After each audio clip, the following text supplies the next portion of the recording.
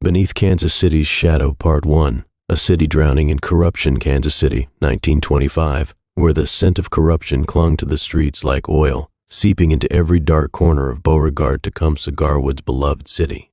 For as long as he could remember, he had fought against it, despite the constant friction that it caused between him and his colleagues, his superiors, and the few friends he had left. But Garwood wasn't one to bend, even when doing the right thing felt like walking on broken glass.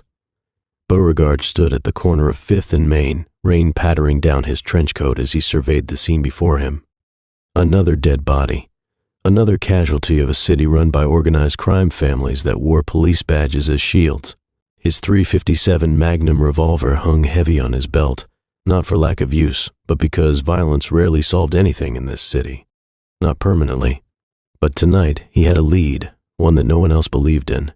One that told him a young girl named Olivia Parkhurst, presumed dead, might still be alive. "Garwood, give it a rest. She's gone," Detective O'Malley called out from under his hat, his eyes dull from years of seeing too much. "This is just another wild goose chase. Let it go." Garwood wiped the rain from his brow, his jaw clenched with silent resolve. O'Malley didn't understand. Nobody did. Olivia wasn't dead. The evidence didn't fit. The blood patterns were wrong. The body never recovered. But most of all, Garwood knew, because of that instinct of his, the one his peers whispered about. It wasn't just gut. It was something deeper, sharper. "Can't do that, O'Malley," Garwood said, his voice low and steady. "I'm going to find her." O'Malley shrugged, lighting a cigarette under the brim of his hat. "Suit yourself. You're digging in a pit where no one wants you. Not the department, not the politicians, and sure as hell not the mob. The mob." That word hung in the air like a curse. Kansas City was held tight in their grasp. Rumor had it that Olivia had seen something she wasn't supposed to, a local official being shaken down by men loyal to the Carlucci crime family. When she disappeared, everyone assumed she was dead, snuffed out like an inconvenient witness. But Garwood believed otherwise. There was something nagging, a faint trail of breadcrumbs that only he seemed able to follow. Later that evening, Garwood stood at his desk, scanning over his collection of notes, all neatly arranged in a maddeningly complex pattern only he could decipher. Maps of the city, names, faces, and connections. He had spent weeks studying it, piecing together where Olivia might be. His mind worked like a machine, connecting dots others missed, drawing conclusions that seemed impossible but always proved true.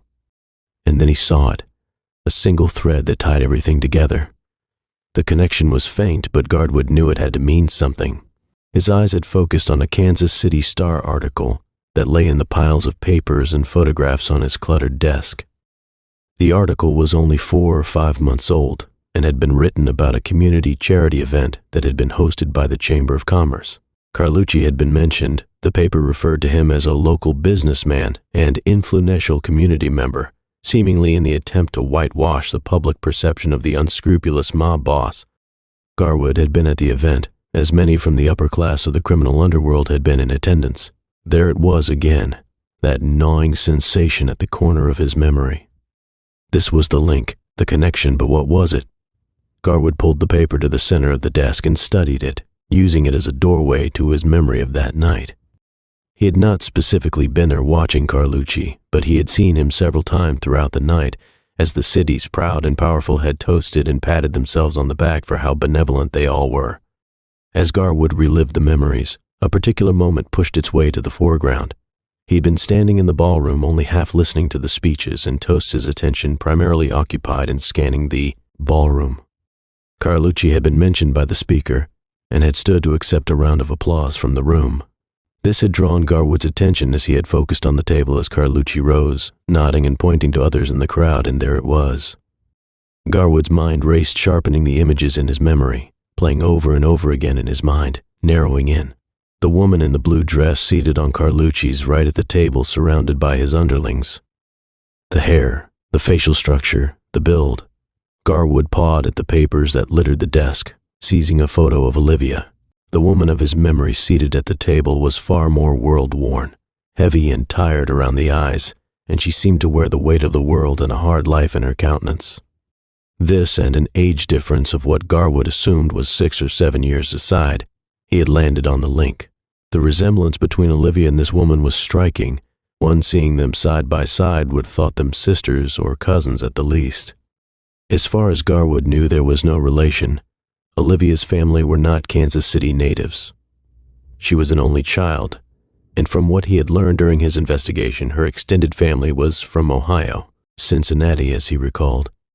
This had to be it. Garwood, as of yet, still did not understand what it was or why or how, but this unfortunate, albeit coincidental resemblance must mean something. It had to. Olivia wasn't dead. She had been taken, not by a random thug, but by someone inside the Carlucci family. She was being held, not as a loose end, but as leverage, a pawn in some twisted game between the crime families. Garwood's eyes narrowed. He needed proof, and to get it, he would have to go deeper into the underbelly of the city. The next morning, against the explicit orders of his captain, Garwood set out alone